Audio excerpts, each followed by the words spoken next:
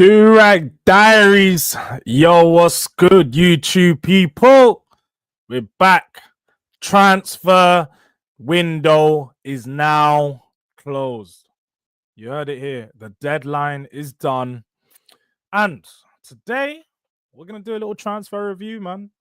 We're going to look at the transfers players that we brought in, some of the players that we didn't bring in, give the transfer window a rating out of 10. And yeah, man, just sort of try and preview what the rest of the season could be for Spurs, what it could be, and what can we do for the remainder of the season. Because ultimately, look, we brought some players in to try and push us on and try and make something of this season, save us, because essentially Spurs are in 14th place. We've gone up 2 places. We've gone up 2 from 16th to 14th. You know what I mean? But we're in 14th. This isn't Spurs territory. We should be at least 10 or so places above where we are right now. And yeah, man, look, we're gonna have to talk about it, but big up to the people that are inside early and already. Man, like Ken Giz, JM1, it has to be a 1 out of 10 transfer window for me. It's understandable. I suppose it depends on what your expectations were prior to the window. For me, I didn't have such high expectations, but I would be lying if I said that the window fulfilled what I wanted. I'd be lying if I said the window was what I needed, and we've secured players that are gonna be big. We're gonna get into the players we secured and how they can impact our team, but I still feel like if we had our best team available, maybe barring one, none of the players start. So look, the improvement is neither here or there. Ultimately, look, we signed a few players. We've tried to do something. And let's see how it turns out. Big up to you, John. Big up, man, like Cameron Carter-Vickers with a do-rag. I ain't that scrub. Let me tell you something now. If I was at centre-back, I'd be doing things. I ain't that scrub. That guy needs to stay over in Scotland. Doing his thing over at Celtic. But yeah, man, look, big up to you, man, like John. Mali, look, Mali's got the eyes. He's got the eyes. I hope you was watching Hooks' stream. I hope you've been watching Hooks' stream, because boy, oh boy, we heard excuses yesterday. You was watching North Divide. We heard certain man trying to say, the window's not over yet. Don't worry, 9 hours remaining. What? We still might do something. What do you mean? Do something where? But you know what I mean? Oh, look, today we're not here to talk about the rivals. We are not here to talk about the rivals.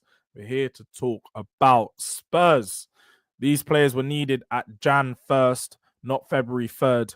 We dropped vital points through the month because of penny pinching. We've had the DOS to throw 70 million on GUEHI. Why dilly-dally and overwork our players? Bro, great point made there, St. Kengiz. An absolutely great point. And look, that's what I was going to get onto first. That was where I was actually going to start. Look, we know we're now February 3rd. But in typical Spurs fashion, we left all of our workings, all of the transfer deals, right down to the last few days of the window. Even Danso, you could have, apparently we was looking at him early in the window. We were targeting him from the start of January, but the reason that we didn't go in was because Spurs were haggling over 5 million euros. 5 million euros. We dropped points. Look, we dropped points against Leicester. We dropped points against Everton. We also dropped points against Wolves at the start of the month. So if we had bought these players in, Wolves was 29th. It was Newcastle, as well as Arsenal. How could I forget? We lost to our rivals in a very tight game at that. But when you look at the games that we've played this month, did we need a centre-back? Hell yeah. We needed a centre-back throughout this whole time.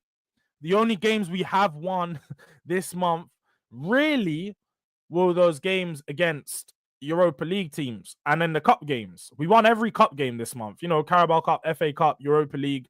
We won all those games and then finally got our win against Brentford. But all the other games we dropped points in. would that not mean, or would you not look at the amount of games we're going to play this month? Be like, we needed reinforcements. Because that's what we was told prior to the window. We was told reinforcements are coming in. Tottenham are looking at players. They know that they need to address the defensive issues. And look, that's exactly what's happened. They've waited in typical Spurs fashion, like we knew would happen. Wait till the end of the window, find an opportunity, jump on, pounce on that opportunity.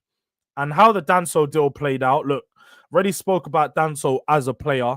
So if you haven't already, make sure you go watch that video. Go watch the Danso Here We Go video, because I go into a bit more deep depth on how he would fit into Spurs' system and team. But with regards to what he is, he's a player that can play on the right side of the centre-back. We know that Dragusin has been poor. He's been poor for 8 weeks. We should have signed another player to play ahead of him. We should have been done that. We should have been done sign another player. But now they've waited to see that Dragusin's got an ACL now. Van de Ven's still not confirmed as coming back after playing 45 minutes against Elf FC. And then we got Romero, who is told he's going to be back at the start of this month, or the end of January, actually. And now it's just, he's touch and go. We're not really too sure where he's at, and blah, blah, blah. Like, we need signings. We needed centre-backs. We needed players to come in early. And now we've put ourselves in a position where we've still only got one fit centre-back. We've got one fit centre-back, and he's the newest guy. He's the newest addition to the squad. It's just not good enough sometimes. You have to be a bit smarter with your deals. You have to work things quickly, and you have to address the problems. You have to address the problems. But look, as my guy King Kriller says, Durag, like the stream people. Like the stream people. Then, hey, if you haven't, and if you don't know already, we have the memberships open. The memberships are now there. The people, them come a part of the groups, and support the channel with a membership. So yeah, man. But look, Danso is gonna come and slot straight into that position that Dragusin was playing. He's a better player than Dragusin. He's someone that is very aggressive, very physical, in that sense similar to Dragusin, but he's a lot better on the ball, a lot better at progressing the ball, whether it's carrying or whether it's passing out from the back. And also, he's not as clumsy. He's a bit more experienced. 26 years of age now. He's been at Southampton. He's been at Lens. He's been at Marseille. He's sort of gone around in a few teams, and he found his home at Lens over the last couple of years. But now he's making that big move and taking that step up to a bigger team. Now, I don't think he was actually brought in and expected to be our number one centre-back option, but it's looking more than likely that for the rest of the season, he will be that guy. So, look, you're going to have to keep a lookout for that. And hopefully, look, we're going to be watching him in that next game to see how good he really is, because there's only so much you can see from scouting reports, watching some compilations, and, watching those, those videos they get up, all tackles in the last 25 tackles, last 25 passes, all those sort of scouting videos. There's only so much you can take from that rather than seeing someone across a 90-minute period, their game state, whether they lose their head. And plus, it's a huge step up, huge game. We saw what happened to Kinski when he had the huge game at the Emirates. He had a great performance against Liverpool, but then at the Emirates, it was just a bit too much. You start looking around. You're like, rah, I'm here, I'm on the big stage. 60,000 people watching me. Danso's going to have that reckoning and that welcoming at Anfield. There's no worse place to have it than at Anfield. Your first game for a club, it's a big one. It's a big one. So defensively, I'm not too sure how we are going to set up. Not too sure how much this does improve our defense at this moment in time. I'm happy with the signing compared to the other players we're looking at, because look, when you move on from Disasi, you move on from Tomori, two players that had rejected us. Disasi done it 5 or 6 times. I'm so glad. Like, pray to the Lord. I'm so glad, because he's ended up at Villa now. But as we saw, they just kept coming out.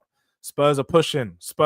Not just every time. I made sure I tweeted. I made sure I was tweeting every time so this guy could see, don't come to our club, please. Villa's a better opportunity for you. And he ended up there. But back to my original point, Dan Sol was a better option than the players that we was looking at from what I've seen. And so you can't be mad at it. You can't be mad at the signing. Spurs have somehow, some way, we failed upwards. We failed forward. But nah, Yasser, you're right, man. The disaster that would have been a disaster show. It would have been an absolute disaster. Like we didn't need Disasi whatsoever. He wasn't a player that I would have ever considered, and he's someone I've been cooking all season. If you guys watch me on Never a Foul, if you watch me on the Football Terrace, you watch me on Saeed show, see, I'll be cooking this fool, bro. That guy can't defend. Booty a shill and disaster. What did you think was gonna happen when you signed two players from Monaco, a team that wasn't competing at that time? They've got better since they sold that centre back pairing. Like, come on, man, come on. But like, no joke, Dragusin was poor or whatever. Broski played more games than Romero and Van der Ven combined in 2-3 months straight. Played through head injury, ankle pain, and then did his ACL. Yeah, to be fair, that's one thing you got to give to the kid, man. An ACL injury is a harsh one. It always happens, the ACL, whether it's not a contact, when it's a non-contact, it's never a coming together that causes an ACL. So when you've never got no one to blame. You don't look at a specific defender and be like, oh, that guy injured my player. Like, he was just very unfortunate. He landed really weird on his knee the other day. And you could tell instantly that the pain he was in, and also the way that the muscle contracted. If you look at the slow-mo, you can see the knee it's all the muscles squeezed in. That tends to happen when they're trying to protect it from impact. And boy, oh boy, look, it didn't work out for him on that side of things. But we're wishing him a speedy recovery. It's likely he'll probably be back for next season. And he can take some time off to really, study his game. I think he needs to work out on the mental side of things, but also his tactical side of the game. His football IQ does look like a bit of a mess. So with this time out, hopefully he can take the time to grow. He was watching Tottenham on the sidelines for 6 or 7 months before he did actually come into the fold. And I'll be honest, like, he's not going to be missed. He's just not going to be missed in any way, shape, or form. Prior to the window, we already needed Dan Sol. We brought young Philly after Dragui went down, and now we need to fill another hole. Baffling management. Baffling management. No, I hear you. I hear you. Man United peddling out. They didn't want to spend 5 mil on an unproven. In the same window, they brought a 19-year-old for 8 million. That's a good one. That is a good one. I think this is what you need to look at. Arsenal, Man United, and all these other teams are going to peddle out that. Oh, we didn't want to pay loan fees. We didn't want to pay 5-6 million for Matisse Tell. Great mention that as well, because we can now move on to Matisse Tell and what I think of him. But actually, before I move on to Tell, the signing, let me just rate Danso as a signing as a whole. Just taking a step back and for what he will offer to the team, I guess I'll give the signing a 6 out of 10. As in, he's better than average, better than what some may have. It's better than some of what we've got right now. He's better than a Ben Davies. He's better than Archie Gray at centre back, and be better than Dragusin. But with regards to that proper impact and how he's actually going to play into our team over the long term, I'm not too sure if he's going to be a first 11 player. I'm not too sure if he's going to come into that team and command his place. So when you're looking at this signing, you just have to take that into consideration. So I'd probably give him a 6 out of 10 overall for that signing. But big up to Yasser, man. Slap the likes, people. Make sure you slap that like button if you haven't already. Jay, don't kill me. Don't kill me. But Matisse Tell, look, this is a transfer saga. I think with Spurs, there always is a bit of a transfer saga where it's going up and down. You're not really too sure if Spurs are going to get the player.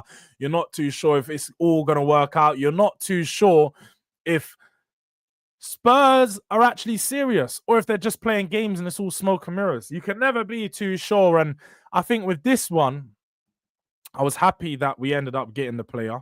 I think we're happy that we beat a few teams to get him, and he ended up choosing Spurs because we were the laughing stock for a couple of days. We were literally the laughing stock of the window. You were getting rejected left, right, center, and hey, Matisse Tell left with me at the end of the night. You know what I mean?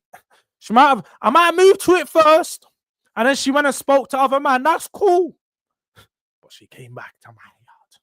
You know them with there. I'm the winner. I'm the real winner in this situation. So all these rival fans are gonna go out.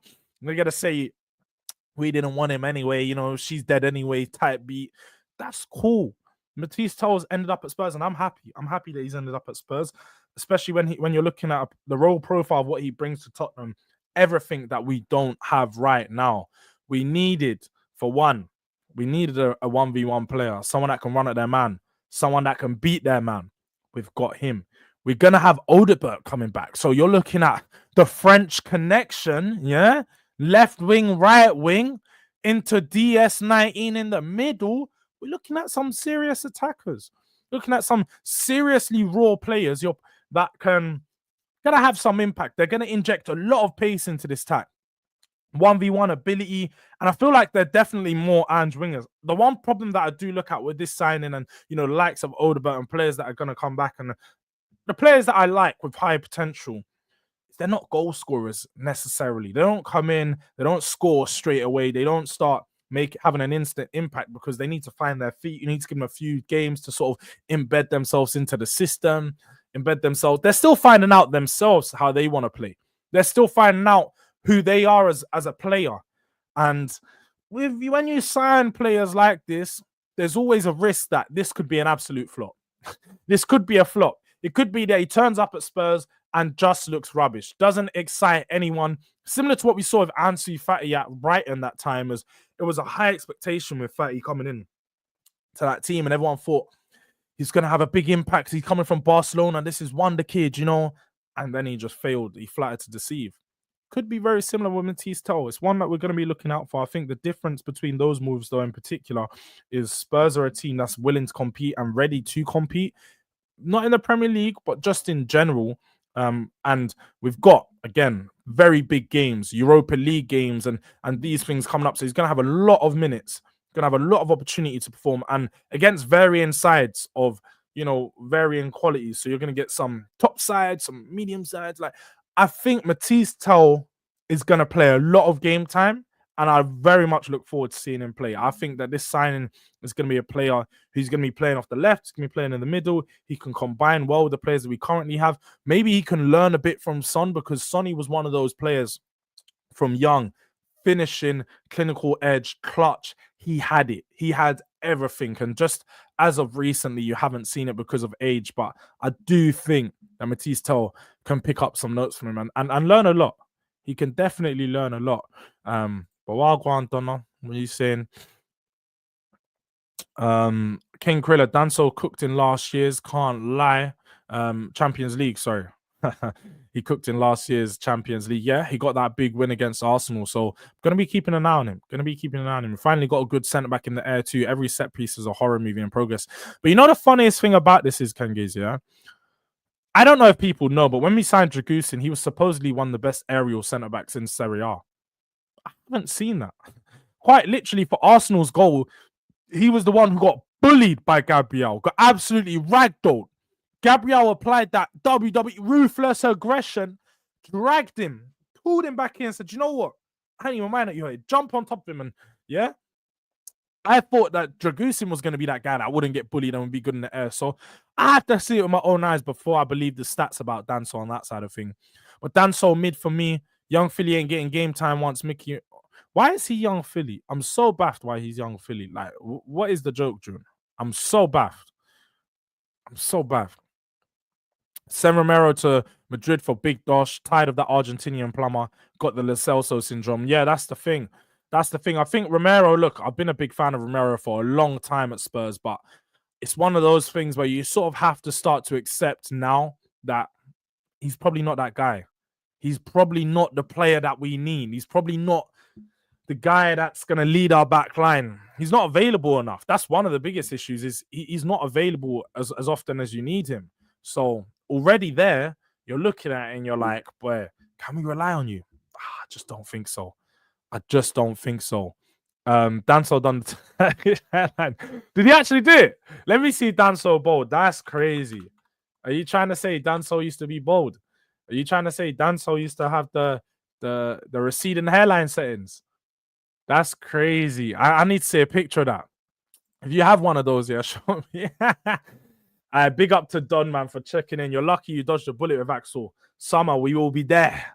Nah, man, we ain't going to be nowhere. Summer, he is not coming to Spurs. Hopefully Aston Villa take up the option, I think, that they have in that they have in that deal, because I don't want Spurs returning there. I do think that it was more of just an opportunistic signing, but the fact that we was even willing to throw money at Chelsea was my biggest concern. I was really concerned of what's going on in our transfer window and what's on in our boardroom. I don't think these lot actually know what's going on. I actually don't know I don't think I know what these man. I don't think these men have a clue on how to approach transfers. I think Daniel Levy is still a crook. Daniel Levy still needs to get out of our club. Daniel Levy still shouldn't be involved in any transfers. We saw, going back to Matisse Tell, we saw, oh, Daniel Levy's on his way to Germany. 2 hours later, he's no longer interested. That tells you all you need to know about Daniel Levy. He scares the hoes away. He's the guy that you bring, the boy that you bring around the girls, and he's scaring them away. Just acting mad, start saying mad things. Daniel Levy, do you know? Hey, do you know our stadium, right? We've got a concert, like 50 Cent and Mary J. Blige. And oh my God, how could I forget? Deadline day announcement. Beyonce's returning. Do you want to meet Beyonce? That's what he's talking about in the boardroom. That's what he's talking about in negotiations. I swear down. Daniel Levy doesn't have a clue. Ange made one call. Man like Big Ange, yeah, my manager, picked up the call, said, listen, mate, playing attacking football, it's a yeah, mate. You come to my club, I'm going to make you a top player, and you're going to learn. It's who we are, mate. You know them way there. No questions asked. One phone call with Ange Postecoglou and he shut down all them other clubs. He said, see you later, Arsenal. See you later, United. Chelsea, not even interested. Just one call with my manager done that. Imagine what would happen if Daniel Levy wasn't involved in any transfers and you had a manager that actually was involved in transfers. A manager that actually chose the players he wanted. Not the manager who's just, what do you like this one? Do you like this one? Like, he's just accepting everything that's coming his way. Nah, for real, J Spurs. This is why I don't get a joke. But yeah, man, big up to King Kriller. Saw you on We Are Tottenham TV. Yeah, man. Hopefully I'll be back sometime soon. Rest in peace to their granddad, though, man. It was very sad to hear, but it was looking to fill in at any time's needed. We Are Tottenham TV. Shout out to the boys, man. Big opportunity.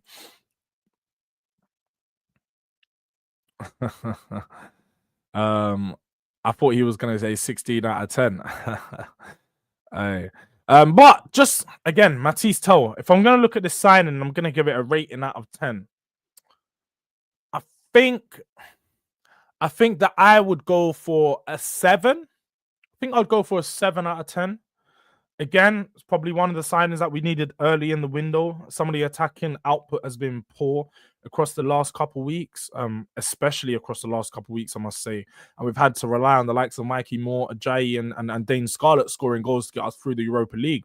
So with the signing coming late, and the fact that it is just a straight loan, I think that works out for us with an option to buy, not an obligation. I say it's a 7. A 7, because it's a high ceiling.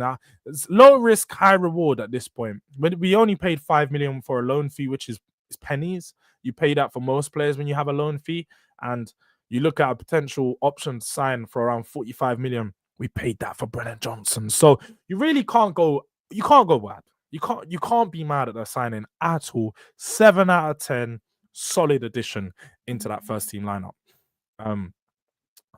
Jords, I'm not gonna lie. This Tell Brothers mid. John, it seems like you're not rating anyone. Who did you want? In fact, tell me who you wanted in the window, John. That'll be more interesting, I suppose. But let's see. There was no big for Marc GUEHI, and he's not worth more than 30 million on an average defender. All right. Big up to you, Kavinsky Nightglow. Always checking in, you know what I mean? But let me actually give you the backstory of the Marc GUEHI stuff, because I don't know if many have seen, but there was a supposed 70 million pounds bid that was put in for Marc GUEHI. Now, many of us Spurs fans, we recognize, what does our club do? Smoke and mirrors. They're just selling you a story. That's what many Spurs fans recognize. And I believe this too. Most definitely was a PR bid. One of those bids for a player you know you're not going to get, but you'll put a bid in or just say, oh, would you take a 70, take a 55? And then they go, no. And then Spurs will go inform. This is what happens. They go inform journalists. We put a £70 million bid in for Marc GUEHI, but they rejected it due to so and so and so and forth. They never actually wanted to negotiate and make a deal happen. They just put a bid out there to know that it was going to get rejected so they can say to the fans that they tried. One of the key things to point out, though, was when this bid was made. This bid was made before we signed Danso. So before we actually was willing to spend the money on Danso, this bid was supposedly made when Spurs were trying to recruit 2 centre-backs. I only think we were going to bring in 2 if we got loans, by the way, because Spurs was not spending 55 million on a centre-back. No damn way. But one thing you did say that is most definitely right, Kavinsky. He's an average defender. I've called this out all year, and I said it when I watched him in the Euros even more. I said, this guy is bang average. Bang average. No better than a Fiacco Tomori. It's just that he plays for Crystal Palace, you know. He was wearing the captain armband. He's got a bit of a, you know, a shine on him right now because he had such a decent Euros for many people's eyes. He thought he had good Euros. I thought it was decent. And then he's been having the stuff with the rainbow armbands and them things. But let's have it right. Marc GUEHI is not the guy that we need in our back line. He's not that great. I think Maxence Lacroix next to him is a better defender. I would say Maxence Lacroix is better than him. What's his name? Joachim Anderson, who just went to Fulham from Palace, is better than him. So I don't think that we needed to spend that money on him, nor is it a player that we should be looking to buy. But one thing that does go to show is Spurs have got money. They can't keep denying that they have the money. They can't keep denying that they have the money because they've gone out there. They're willing to pay 55 to 60 million pounds for Matisse Tell, and they're willing to pay 55 million to 70 million for Marc GUEHI. So you're looking at almost 120 million or 100 million down the drain on 2 players in a January transfer window. They showed their ass. They showed their ass up. But this is my problem. Is they do these loan with obligations to buy. So in the summer, they will say, we can't spend money because we've signed so-and-so and so forth.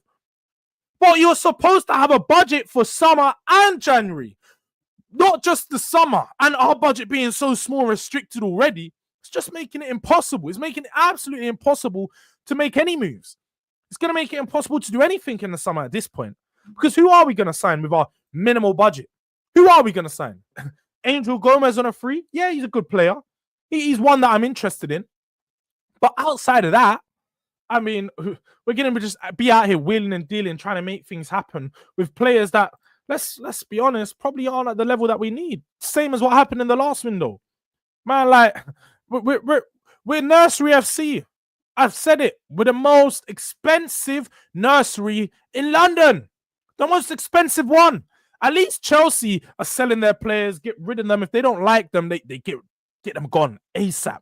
Say, I don't like you, move. I don't like you, move. They're getting rid of their players. Spurs will keep hold of all these youngsters for 6 years until they're dead and no one wants them. They're absolutely dead. They've not performed. They've not proved nothing. And no one's going to want them by the time we sell them. No one's going to want to pick them up. That's what will happen, and we need to get better on that side of things. Like, this summer, we should be looking at Bissouma, sold. Brennan Johnson, sold. Obviously, Timo Werner goes back. Romero, replaced. Left back, we need to bring in. Like, we should be looking to sell some of these players. Some of these key players as well. Even a Bentco, if we can bring someone in better. I like Bentco. I'm a big fan of Ben 10. I can't even lie. In the 8, class player.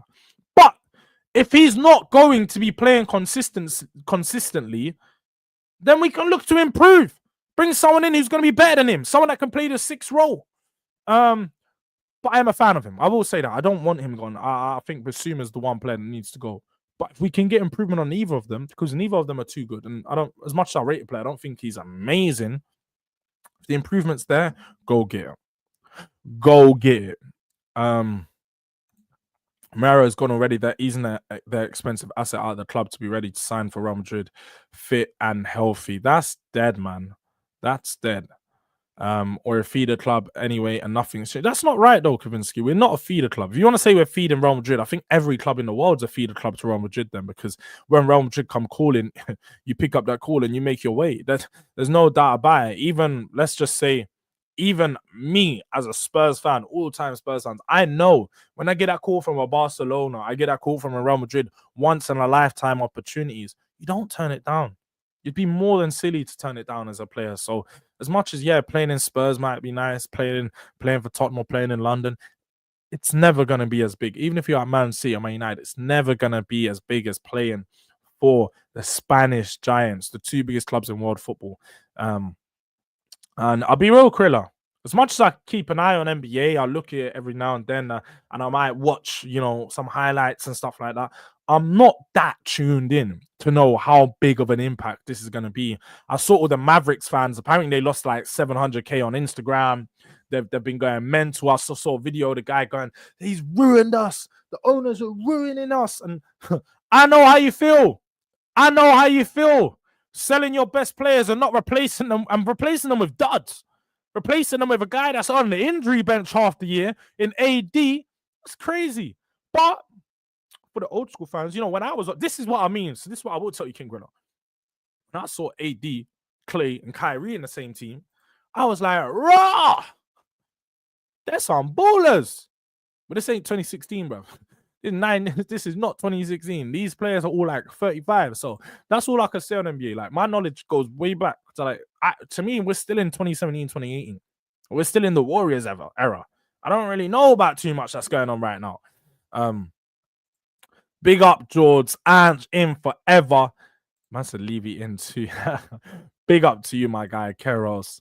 80, 90 million now drive Romero to Madrid myself. Bro got a fail comp this season with games lost based on his lack of concentration or getting buoyed in there. No, you're not right. You're not wrong, Kengis. I don't think we'll get 80 to 90 million, I'll be honest, but 75 mil, we'll probably recoup most of what we're going to spend on the new centre back. So we signed him for 40, 45. You're looking at around 75 mil, I'd say 70 million pounds for him. It'd be a good signing. Good signing. But yeah, no, it was definitely a PR bid. Definitely a PR bid. Man United here, you're getting beat next week. Tell is crap. Anyway, another Odebert. But you haven't really seen Odebert play for you to say Odebert's crap. Man United fans, who do you have on your wing? What, Amad Diallo? I mean, are we going to talk about Amad Diallo's last couple performances? Because outside of that hat trick they got luckily a couple weeks ago, he hasn't been amazing. Amad Diallo's not been that good in the last couple of games. Where was he against Crystal Palace on the weekend at your gaff? Where was Amad Diallo? That's what happens when you rely on 20-year-olds to carry your team. Spurs don't do that. At the moment, we're not. We got like a Kulusevski, experienced players that are going to get me up. So we've got wingers, we've got attackers, and your goal is score. Your biggest problem is scoring goals. Tottenham isn't. So don't come here talking about my attack and the fact that we beat you twice. 7 goals you've conceded against us this season. Know your place, Mo. Know your place.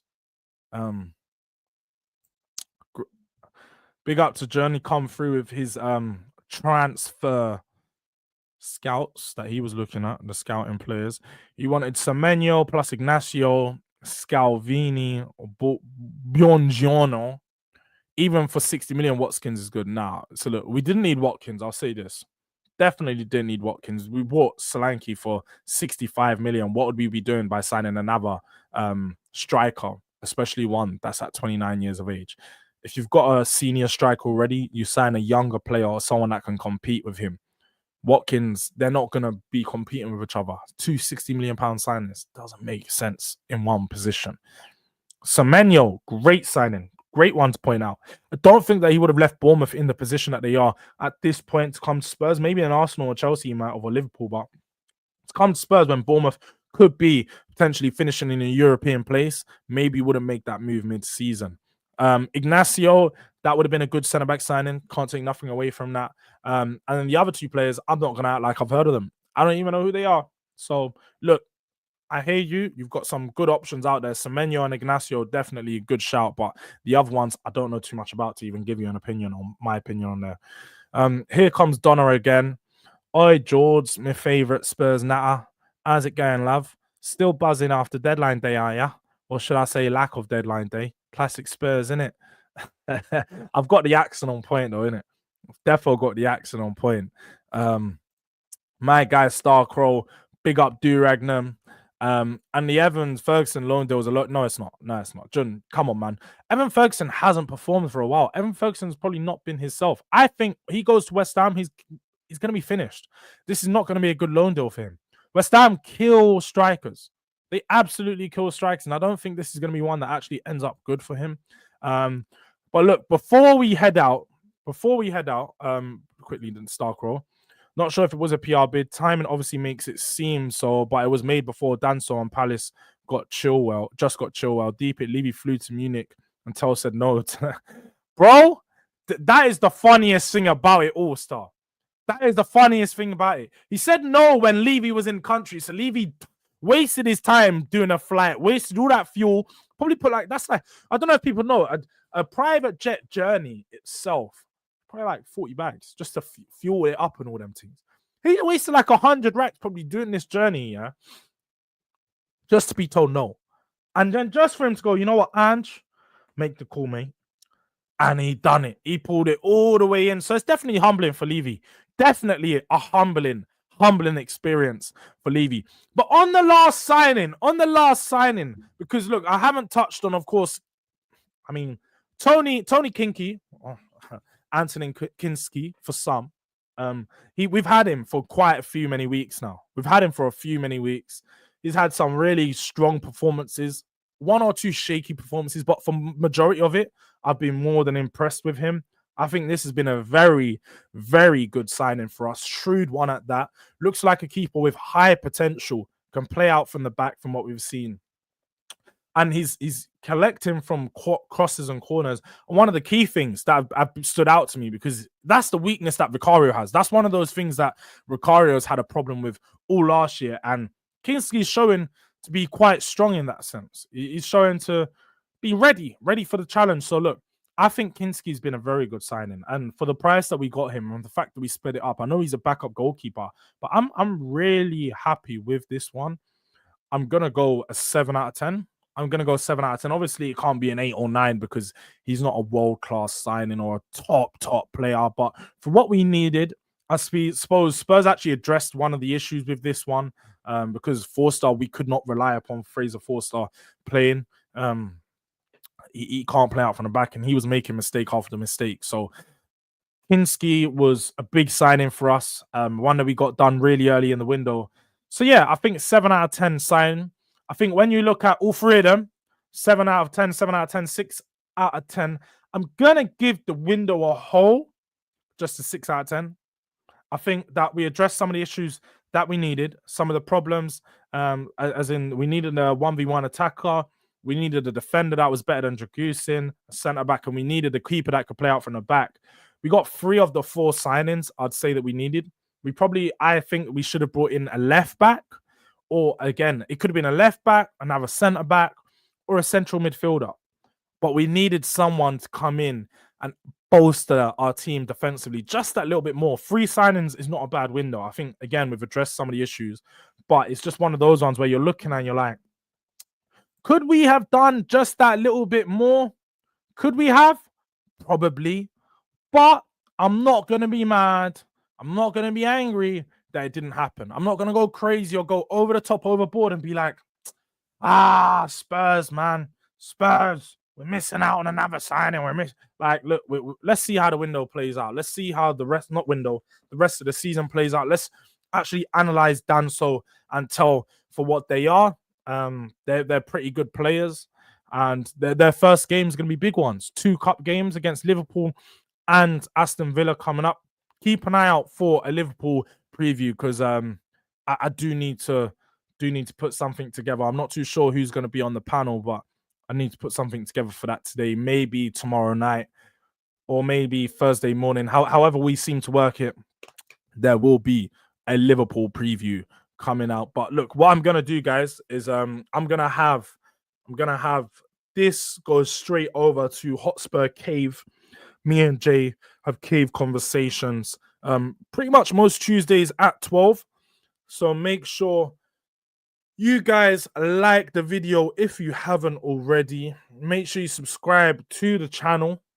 Subscribe to the boy Jay when you head over there. I think he's on the road to 500. He's pretty close to 500 subs. So all the support that you guys can give would be huge. Before I do head out, let me quickly come to the chat. Let me see what you guys are saying in the chat. How can people mug tell but rave about Ferguson? Genuine mid-pack player. That's it. I think Ferguson is a mid-pack player. I don't think that Ferguson's ready to take the leap to a big team.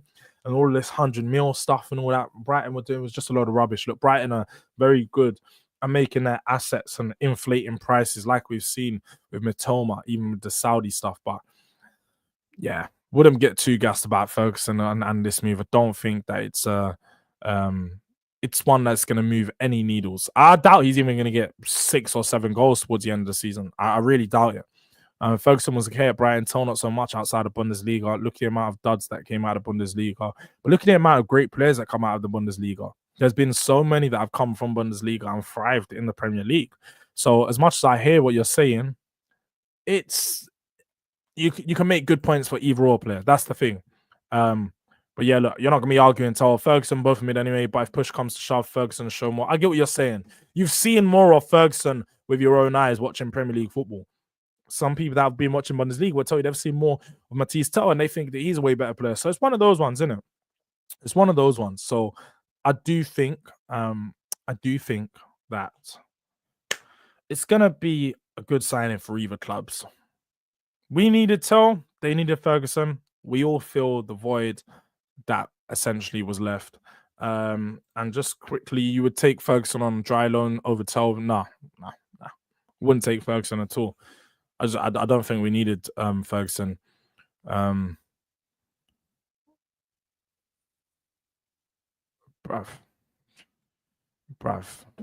Shirley. That's crazy. I'm just gonna delete the comment, fam. I'm gonna delete the comment, Donna, man. You're moving crazy now. Nah, man, I support the Spurs.